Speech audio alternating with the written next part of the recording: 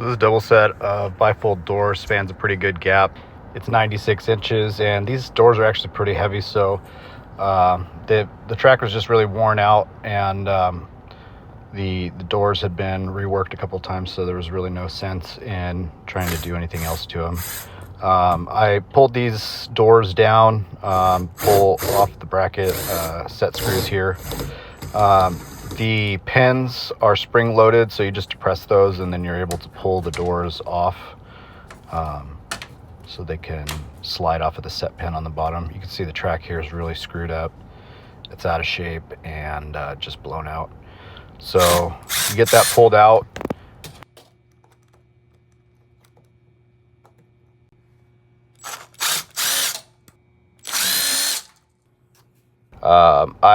I pulled it down, and then I did go ahead and patch the screw holes and some of the drywall damage from the doors being jacked around in there. I went through and sanded it afterwards.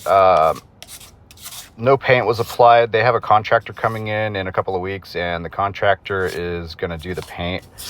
He's painting the whole facility, so didn't have to worry about that today. This product is actually pretty cool. It goes on pink, and then when it's dry, it fades out to white.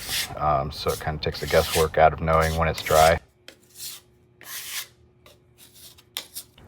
Some of the stuff in the deeper areas here is still a little bit wet, you can see, but it's not going to hurt anything in the end. Needed to get this sanded up so that I could get the new track hung. I really love this laser level. It's super helpful when you're doing projects like this.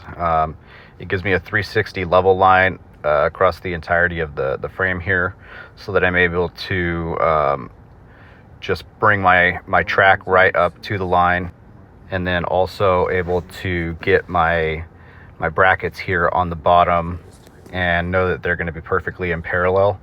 And that's going to make alignment at the end a lot easier. I drill out these holes. I start with a smaller hole. I'm going to run some molly anchors into the concrete. I do the smaller hole first, and then I'm going to circle back with a slightly larger bit that the molly's going to fit into, and finish drilling those holes out. Clean up your dust before you put the mollies in. It's going to help them seat a little bit better in there. I didn't have a shop vac on me, so you can see there's still a little bit of dust in the holes, but they seated really good. Get those anchored down with the hardware that comes with the mollies. This is actually super duper rigid once it's all torqued down.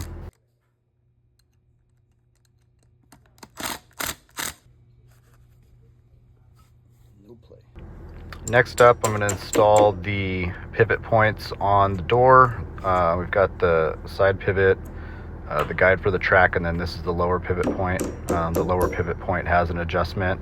It's threaded, and then the right hand side, well, both of the top parts are spring loaded. Here I'm getting the new track anchored into the door frame.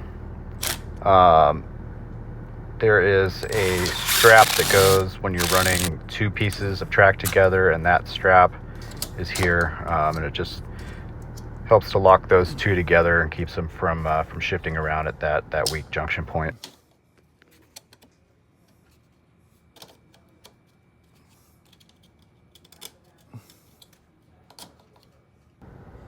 To mount the new doors, you lift that pivot pin onto the bracket down there, and then you adjust the vertical level with that bracket there on the top left. You can see the gap there is pretty good. I don't film the whole thing, but balancing these out is kind of a booger. You just have to kind of mess around with it. I do put them on the top of the frame there just so I can know where I need to put the bracket at when I'm gonna tighten it down. That's the bottom screw for your pivot point. You can adjust it for vertical height. Everything came together really nice once I got all the gapping figured out. These here are tensioners that you put in between